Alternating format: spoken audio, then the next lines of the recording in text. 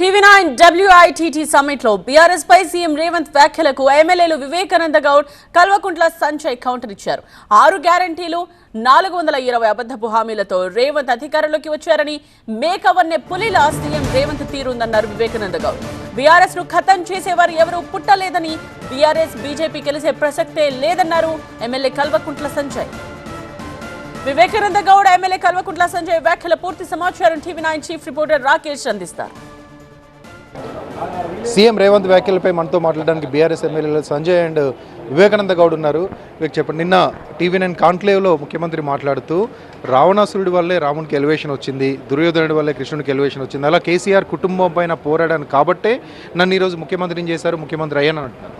నువ్వు ఇచ్చిన హామీలు 100 రోజులు 6 గ్యారెంటీలు అని చెప్పినావు, 13 డిక్లరేషన్లు అని చెప్పినావు, 420 హామీలు అని చెప్పి ఊరూరు తిరిగి నేను చేస్తా, డిసెంబర్ 9వ తారీఖున సంతకం పెడతా అని చెప్పేసి చట్టబద్ధత తెస్తా అని చెప్పి ప్రజలు మోసం చేసినావు. అది చెప్పాలి ఈరోజు నువ్వు.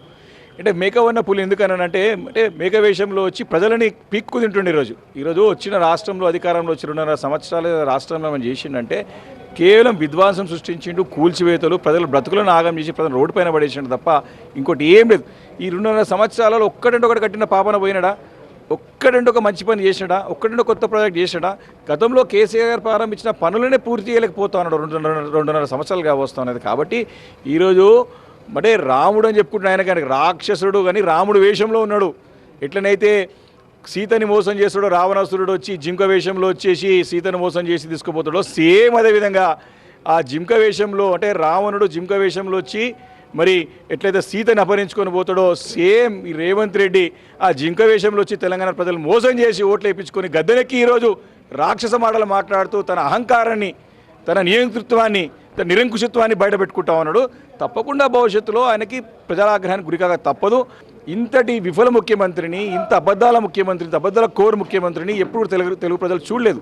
కాబట్టి ప్రజలు అసహించుకుంటున్నారు ఆయన వ్యవహార తీరుని ఈరోజంతా కూడా. కాబట్టి తప్పకుండా ఈ యొక్క రావణుడు అంటే జింక వేషంలో ఉన్న రావణుడికి తప్పకుండా వారికి గుణపాఠం తప్పదు. దాంతోపాటు బీజేపీ బీఆర్ఎస్ రెండు కలిసి పోటీ చేస్తాయి, పోటీ చేయాలని కోరుకుంటున్నా. పోటీ చేస్తే కనుక ఒకే దెబ్బకు 2 పెట్టలా ఇద్దరిని ఒకటేసారి క్లోజ్ చేస్తాను. బీజేపీని క్లోజ్ చేస్తాడు ఆయన. ఎందుకంటే మీకు రేవంత్ రెడ్డి గారి చరిత్ర తెలిస్తే తెలుగుదేశం పార్టీలో జాయిన్ అన్నాడు. ఆ పార్టీకి ఇవాళ తెలంగాణ రాష్ట్రంలో దిక్కు లేకుండా పోయింది. తర్వాత కాంగ్రెస్లోకి వచ్చినాడు. ఏదో అదృష్టవశాత్తు ముఖ్యమంత్రి అయినాడు, లక్కీ చీఫ్ మినిస్టర్, ప్రజలు మన్ననలు పొంది కాలే, ఏదో అదృష్టవశాత్తు అయినాడు. ఇవాళ కాంగ్రెస్ పరిస్థితి ఏంది? వచ్చే 30 ఏళ్ళు కూడా తెలంగాణలో మళ్ళీ రాదు. సో కాంగ్రెస్ కూడా ఖతం. మూడోది ఏ పార్టీ ఇప్పుడు పోతుంది అని అందరూ తెలిసిన విషయమే. రేవంత్ రెడ్డి గారు నెక్స్ట్ ఏ పార్టీలో జాయిన్ అవ్వబోతున్నారు, బీజేపీలో జాయిన్ అవుతున్నారనే విషయం అందరూ చెప్తా ఉన్నారు. వాళ్ళు బీజేపీ నాయకులు చెప్తా ఉన్నారు, అక్కడ పైన కేంద్రంలో ఉన్న అమిత్ షా గారు చెప్తా ఉన్నారు, మోడీ గారు కూడా తెలుసు ఈయన బీజేపీలో జాయిన్ అవుతున్నాడు. ఎస్ అని చెప్పినట్టు బీజేపీ పార్టీని కూడా ఖతం చేయబోతా ఉన్నాడు. ఒకటే ఒక పార్టీ ఇక్కడ ఉండేది, ఇప్పుడు నెక్స్ట్ వచ్చేది బీఆర్ఎస్ పార్టీ ఒకటే. 119 సీట్లో 119 సీట్లు కూడా బీఆర్ఎస్ పార్టీ గెలవబోతా ఉంది.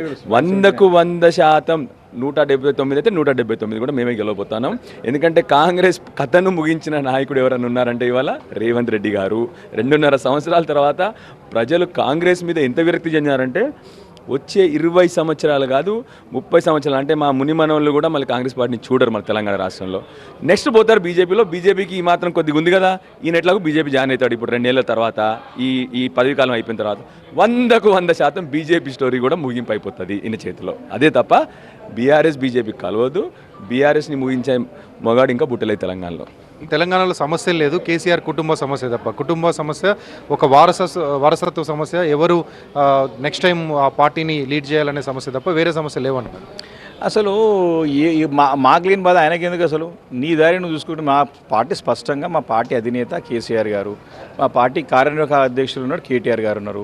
సిస్టమేటిక్గా డిసిప్లిన్గా మా పార్టీ పని చేసుకుంటూ ముందుకు పోతా ఉన్నాము.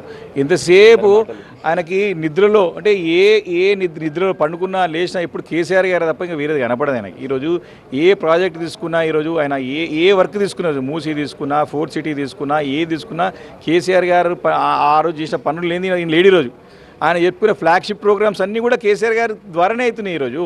కాబట్టి ఒకటి స్పష్టంగా దీంట్లో బీఆర్ఎస్ పార్టీ చాలా పటిష్టంగా ఉన్నది. క్షేత్రస్థాయి గ్రామ స్థాయి నుంచి రూట్ లెవెల్ నుంచి ఇక్కడ పైన వరకు చాలా పటిష్టంగా ఉన్నది. ఇటు అసెంబ్లీ లోపల కానీ అటు బయట కానీ కలిసికట్టుగా యునైటెడ్గా ఐక్యమత్యంతో నుండి ప్రభుత్వాన్ని ఎదురిస్తూ ఉంటే ఏ రకంగా ఎదుటి వారిని చూపించేసి ఇంకా కూడా బూచి చూపెట్టి చెప్పే ప్రయత్నంలోనే ఉన్నాడు తప్ప ఆయన ఏం చేసాడో మాత్రం చెప్పడు, ఆయనతో ఏమవుతుందో చెప్పడు. కాబట్టి ఆయనకు భవిష్యత్తు లేదని తెలిసిపోయింది. ఢిల్లీ పోవాలని అన్ని మూటములో చదువుకుంటే ఇక్కడ అంతా కూడా ఈ 2 సంవత్సరాల్లో డబ్బులు దండుకొని పెద్ద ఎత్తున పైసలు సంపాదించుకొని ఢిల్లీ పోయి ఢిల్లీలో సెటిల్ కావాలని బడ్జెట్ భాస్కర్లో ఉంటుంది చూడదు సినిమా ఉంటుంది, అది సేమ్ ఆ చరిత్ర లేచి ఏంటంటే బయట దేశాలకు వెళ్ళిపోవాలని కోరుకుంటున్నాడు. ఇటు తెలంగాణలో మూటములు చదువుకుని ఢిల్లీలో పోయి సెటిల్ కావాలని చూస్తూ ఉన్నాడు. ఇవన్నీ చూస్తూ ప్రజలు గ్రహిస్తూ ఉన్నారు. చాలా క్లారిటీగా బీఆర్ఎస్ పార్టీ మళ్ళీ కేసీఆర్ గారి నాయకత్వంలో తెలంగాణ రాష్ట్రంలో ప్రభుత్వం ఏర్పాటు చేయడం ఖాయం, ఈయన గుణపాఠం చెప్పడం ఖాయం.